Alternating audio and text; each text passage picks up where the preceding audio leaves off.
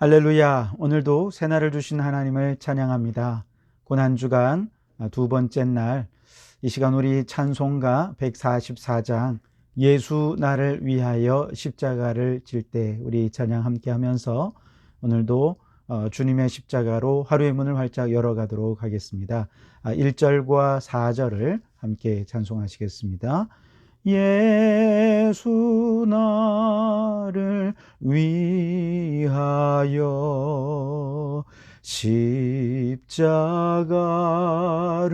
질 때 세상 죄를 지시고 고초당하셨네.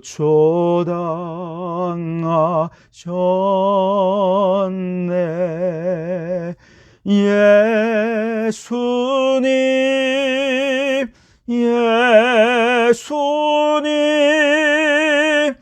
나의 죄 위하여 보배 피를 흘리니 죄인 받으소서. 아름답다 예수여, 나의 좋은 친구. 예수 공로 아니면 영원 형벌 받네. 예수님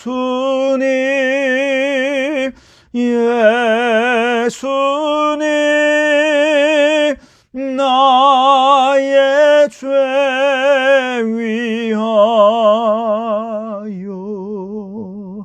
보배 피를 흘리니 죄인 받으소서.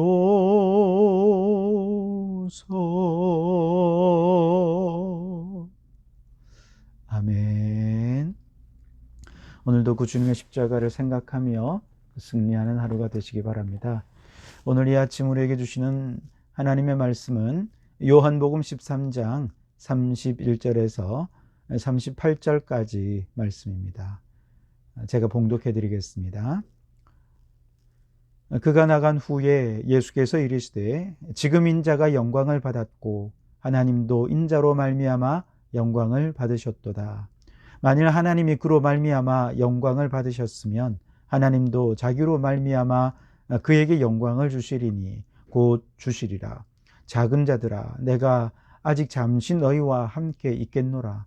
너희가 나를 찾을 것이나 일찍이 내가 유대인들에게 너희는 내가 가는 곳에 올 수 없다고 말한 것과 같이 지금 너희에게도 이르노라. 새 계명을 너희에게 주노니 서로 사랑하라. 내가 너희를 사랑한 것 같이 너희도 서로 사랑하라. 너희가 서로 사랑하면 이로써 모든 사람이 너희가 내 제자인 줄 알리라. 시몬 베드로가 이르되 주여 어디로 가시나이까? 예수께서 대답하시되 내가 가는 곳에 네가 지금은 따라올 수 없으나 후에는 따라오리라. 베드로가 이르되 주여 내가 지금은 어찌하여 따라갈 수 없나이까? 주를 위하여 내 목숨을 버리겠나이다. 예수께서 대답하시되 네가 나를 위하여 내 목숨을 버리겠느냐? 내가 진실로 진실로 내게 이르노니 닭 울기 전에 내가 3번 나를 부인하리라. 아멘. 오늘도 이 말씀을 통해 우리에게 주신 하나님의 음성을 듣게 되길 바랍니다. 최후의 만찬의 자리에서 예수님께서는 다양한 모습으로 가룟 유다가 스스로 깨닫고 회개할 수 있는 기회를 주셨습니다. 그런데 아무리 기회를 주어도 가룟 유다가 꿈쩍도 하지 않습니다. 오히려 그 완악한 마음이 더 강고해지고 굳건해집니다. 일단 가룟 유다가 마음속에 사단 마귀가 들어가서 마귀가 그 마음을 사로잡고 나니까 모든 회개의 기회를 다 놓쳐버리고 말았던 것이죠. 그래서 이제 가룟 유다가 예수님을 팔기 위해 군병들을 데리러 밖으로 나갔습니다. 예수님은 이제 곧 체포되실 것이고 십자가에 죽으실 것입니다. 주님은 바로 그 십자가의 고난과 죽으심을 아셨습니다. 그런데 오늘 31절 말씀에 보니 그가 나간 후에 예수께서 이르시되 지금 인자가 영광을 받았고 하나님도 인자로 말미암아 영광을 받으셨도다. 그렇게 말씀을 하십니다. 다시 말하면 예수님께서 자신의 십자가의 고난을 통해 하나님이 영광을 받을 것을 아셨다는 걸, 이제 곧 있을 십자가와 고난과 죽음의 사건은 하나님이 영광을 받으시는 사건이고 예수님도 하나님의 아들로서 영광을 받으시는 사건이 바로 이후로 일어날 사건이 될 것임을 말씀해 주신 것입니다. 요한복음 17장 4절 말씀에 보면 아버지께서 내게 하라고 주신 일을 내가 이루어 아버지를 이 세상에서 영화롭게 하였사오니, 그렇게 말씀을 하십니다. 즉 예수님께서 하나님 아버지를 영광스럽게 하는 방법은 무엇입니까? 하나님께서 예수님께 행하라고 말씀하신 모든 것들이 다 아버지의 영광을 나타내는 일들이었다는 것이죠. 그리고 특별히 아버지께서 명령하신 그 모든 일들 가운데 가장 중요한, 가장 핵심적인 사역, 바로 십자가에서 죽으시는 이 사역을 통해 하나님 아버지가 최고의 영광을 받으시게 되는 것이죠. 그리고 바로 이로 인해서 십자가를 지신 예수님 자신도 영광을 받으시게 되는 것입니다. 자, 그렇다면 십자가로 우리를 구원하신 그 예수님을 믿고 구원받은 오늘 이 시대의 우리 모든 성도들도 하나님 아버지와 성자 예수 그리스도를 영화롭게 하는 삶을 살아야 하겠는데, 어떻게 하는 것이 우리 하나님을 영화롭게 하는 삶이 될 것이냐? 그것은 다른 것이 아닙니다. 하나님이 하라고 하신 일을 그대로 행하면 됩니다. 그런데 이것은 너무 중요하기 때문에 이대로 행해야 된다라고 아예 새 계명으로 만들어서 우리에게 주신 하나님의 명령이 있는데, 그게 뭐냐? 오늘 34절 35절에 새 계명을 너희에게 주노니 서로 사랑하라. 내가 너희를 사랑한 것 같이 너희도 서로 사랑하라. 너희가 서로 사랑하면 이로써 모든 사람이 너희가 내 제자인 줄 알리라. 아멘. 우리가 하나님과 예수님을 영광스럽게 하는 방법은 바로 이 새 계명에 주신 말씀, 서로 사랑하라 하는 이 말씀을 그대로 순종하고 실천하면 된다는 것이죠. 자, 그런데 마태복음 22장 말씀에 보면 한 율법사가 예수님께 찾아와서 어느 계명이 크냐고 묻는 장면이 나오죠. 이때 예수님께서 선지자들과 모든 율법들의 강령으로 말씀해 주신 것이 바로 하나님 사랑, 이웃 사랑이었습니다. 다시 말해 구약의 모든 율법도 결국 사랑의 계명이라는 것이죠. 그런데 안타깝게도 구약의 율법을 통해서는 아버지께서 영광을 받으시지 못했습니다. 오히려 아들 예수 그리스도가 이 땅에 오셨을 때 아들을 영화롭게 하기보다 그 아들을 십자가에 못 박는 그 배경이 된 것이 구약의 율법이었다는 것이죠. 뭔가 문제가 있는 것이죠. 사랑의 계명이라면 하나님을 영화롭게 하고 하나님의 아들이신 예수님을 영광스럽게 높여드리는 것이 맞는데, 오히려 구약의 계명들 때문에 예수님이 죽으셨다는 것입니다. 이 구약의 계명은 그럼 누구를 영화롭게 했느냐? 바로 이 율법을 문자적으로 지키면서 그 율법의 무거운 것을 백성들에게 강요했던 유대 종교 지도자들, 그들 스스로를 높다 여기게 만들고 그들 스스로를 영광스럽게 만드는 계명이 구약의 사랑의 계명이었던 것이죠. 갈라디아서 말씀에 보면 사도 바울은 구약에 나오는 이 계명을, 율법을 초등교사로 묘사를 하고 있습니다. 그래서 구약의 선조들은 계명을 통해서 아주 초보적인 신앙생활을 해왔다는 것이죠. 원래는 그렇지 않았는데 그만 구약의 계명을 그렇게 초등교사로 만들어버린 사람들도 구약의 선조들입니다. 그러다가 이제 예수님께서 우리의 그리스도로 오셔서 보다 성숙하고 보다 완전한 새 계명을 우리에게 선포해 주셨는데 그것이 오늘 말씀의 34절 이하의 새 계명이지요. 서로 사랑하라.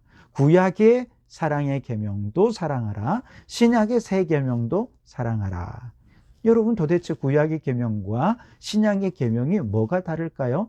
새 계명은 도대체 어떤 면에서 초등 학문과 다르고 초등 교사와 다른 보다 더 성숙한 계명이라 말할 수 있는가? 몇 가지 점에서 그런데요. 우선 말씀드린 대로 계명의 목표는 하나님께 영광을 돌려드리는 것입니다. 31절에 지금 인자가 영광을 받았고 하나님도 인자로 말미암아 영광을 받았다. 즉 예수님의 십자가로 말미암아 우리에게 주어지는 이 새 계명이야말로 구약의 계명과는 달리 하나님과 예수 그리스도를 영광스럽게 하는 영광의 말씀이 될 것이라 하는 것이죠.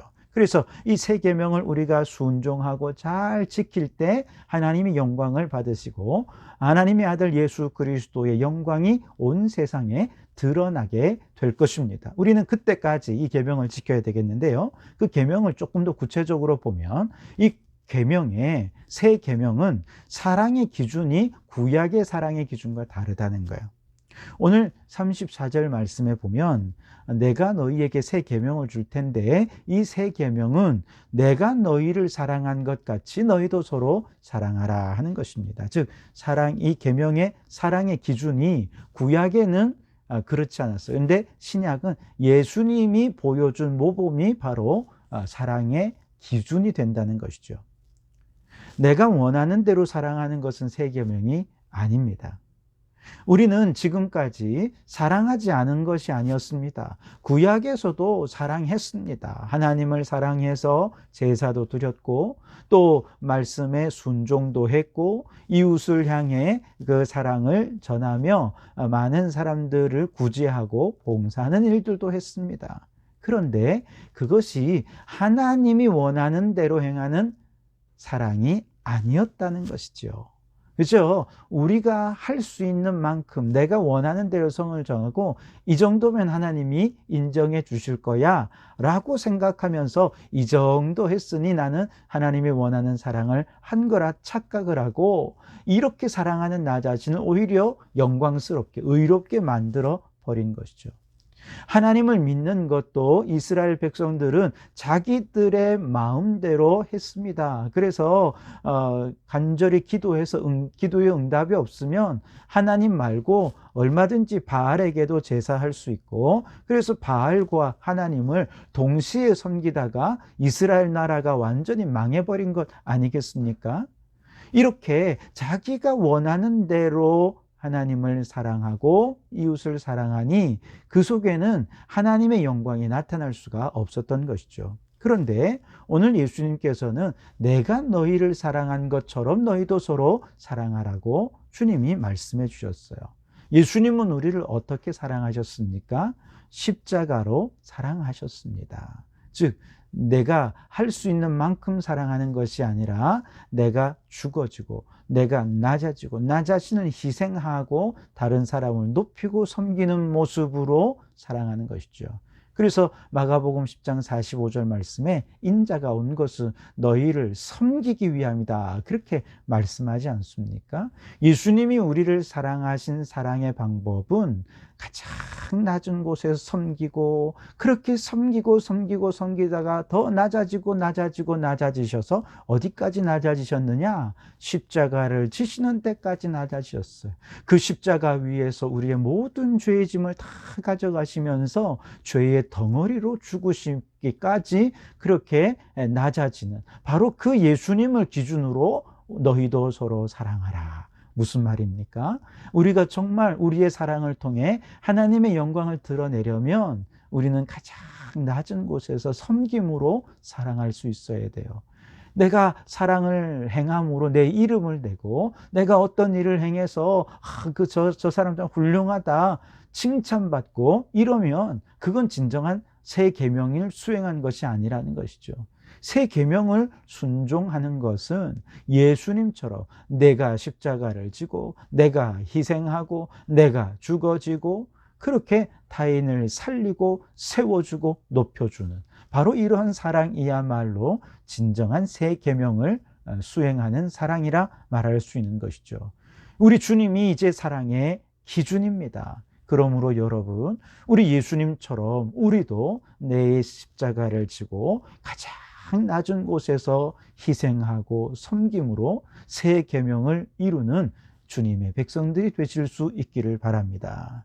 그리고 세 번째로 새 계명이 구약의 계명과 다른 것은 사랑의 대상의 이제 구약에서는 한계가 있어요. 이방인들은 사랑의 대상에서 제외되었습니다. 유대인들 안에서의 사랑이었습니다. 그런데 예수님께서 주신 새 계명은 사랑에 한계가 없습니다. 예수님께서 말씀하셨어요. 마태복음 7장에 아니, 내가 사랑할 수 있는 사람만 사랑하면 거기에 무슨 상급이 있을 수 있겠느냐. 아니, 세리들도 죄인들도 그 정도의 사랑은 다 하지 않느냐. 그러면서 아버지께서 온전하심 같이 너희도 온전하라 그랬어요. 우리의 사랑이 이제 성숙해야 된다는 것이죠. 초등학생 같은 그런 초보적인 사랑에 벗어나서 보다 더 성숙한 사랑, 이제 좀 대학원생 같은 그런 사랑 하라는 것이죠. 그러려면 사랑의 대상을 허물어 버려야 된다. 한계 없는 대상으로 사랑해야 한다는 것이죠. 예수님께서 사랑하신 우리는 누구입니까? 우리는 죄인입니다. 우리는 하나님과 원수되었던 자들이 아닙니까? 예수님께서는 이처럼 죄인이요 하나님과 원수되었던 우리들까지도 사랑하셨고, 그 사랑을 십자가로 스스로를 희생하시기까지 사랑하셨으니 얼마나 멋진 사랑입니까? 너희도 서로 사랑하라 라고 하신 이 새 계명은 우리 안에 내가 아직까지 사랑하지 못하고 미워하는 사람, 여전히 내가 불편한 관계에 있는 사람, 여전히 사랑하기 힘들어서 원수 관계로 아직 남아있는 사람들까지도 사랑하라는 거예요. 이것이 새 계명이라는 것입니다. 오늘 36절 말씀 이하에 보면 예수님께서 새 계명을 선포하신 후에 베드로가 예수님께 말하죠. 주님을 위하여 내 목숨까지도 내어놓겠습니다. 그래서 예수님께서 내가 진실로 진실로 너희에게 이르노니 닭 울기 전에 네가 3번 나를 부인하리라. 그렇게 말씀을 하셨어요. 무슨 말입니까? 네가 아무리 나를 배반하고 나를 모른다고 장차 부인할 텐데 그렇다 하더라도 나는 너를 사랑하겠다 라고 말씀하시는 거예요. 예수님의 사랑에는 한계가 없다는 것입니다. 베드로뿐 아니죠. 모든 제자들도 다 예수님을 버리고 뿔뿔이 흩어져 도망가지 않았습니까? 그런데 예수님께서는 그들을 다 용서하시고 그들을 사랑하셔서 초대교회 일꾼으로 세워주셨죠. 예수님의 새 계명은 이렇게 원수도 사랑하고 배신자도 사랑하고 한계가 없는 사랑이었다는 거예요. 새 계명이 구약의 계명보다 더 철저하고 더 엄격하지 않습니까? 구약의 계명은 문자 그대로만 지키면 되지만 아주 초보적인 수준이죠. 그런데 신약의 새 계명은 이제 막 대학원 수준으로 높아지는 거예요. 그 말은 무슨 말입니까? 내 힘으로는 이렇게 사랑할 수가 없다는 거예요. 사랑이 안 되는 걸 어떻게 해요? 불편한 사람이 내 마음에 품어지지 않는 거, 용서가 안 되는 걸 어떻게 해요? 그래서 예수님께서 사랑하지 못할 줄 아시고 우리에게 주신 것이 바로 성령님이십니다. 예수님께서 우리에게 주신 새 계명은 내 힘으로 지킬 수 있는 것이 아니라 성령께서 우리에게 아버지의 사랑을 부어주실 때 비로소 성령의 능력으로 아버지의 충만한 사랑으로 이웃을 사랑할 수 있게 된다는 것이죠. 그래서 어제 우리가 나누었던 로마서 5장 5절에 소망이 부끄럽게 하지 아니함은 우리에게 주신 성령으로 말미암아 하나님의 사랑이 우리 마음에 부은 바 됨이니, 그렇게 말씀하시죠. 즉 성령으로 말미암아 지금도 하나님의 사랑이 우리에게 끊임없이 부어지고 있고, 그 성령으로 말미암은 아버지의 사랑이 내 안에 충만해질 때 우리는 서로 원수까지도 사랑하고 나를 배신한 사람도 사랑할 수 있게 된다는 것이죠. 이 계명은 이제 율법에 새겨진 계명이 아니고 성령께서 우리의 마음속에 오셔서 우리의 마음에 새긴 계명이 되고, 그 계명을 내 힘으로 지키는 것이 아니라 성령께서 그 계명을 지킬 수 있도록 우리의 완악한 마음을 부드럽게 녹여주시고 그 말씀에 성령님께 순종할 수 있는 자가 되게 해 주신다는 거예요. 그래서 성령을 받지 않으면 우리는 결코 새 계명을 지킬 수가 없습니다. 그래서 오늘 36절 말씀에 보면 베드로가 예수님을 3번 부인할 것이라 말씀하실 때 예수님께서 베드로에게 그런 말씀을 하셔요.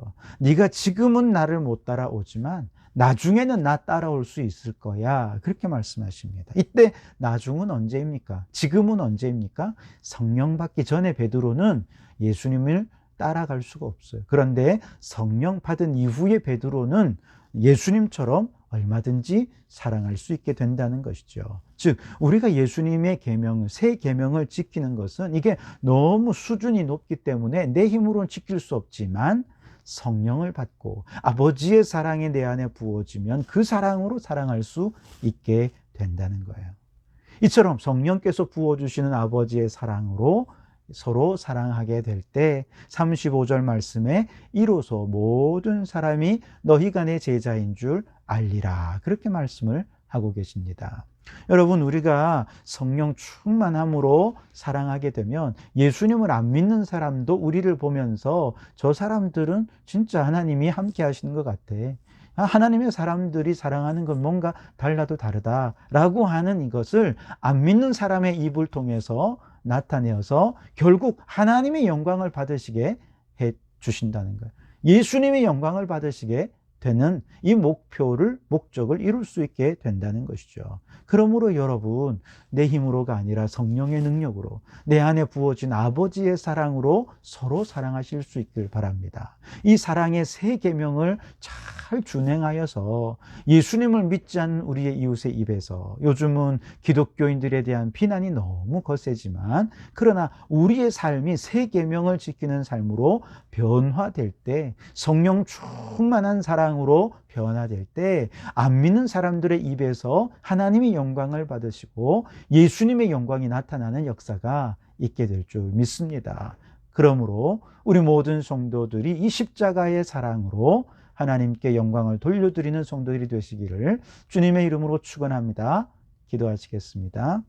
하나님 아버지, 예수님께서 십자가에 못 박혀 돌아가시기 전에 제자들에게 주셨던 새 계명, 서로 사랑하라 하는 이 말씀이 오늘 이 아침 우리의 심령 깊은 곳에 새겨지게 해 주옵소서.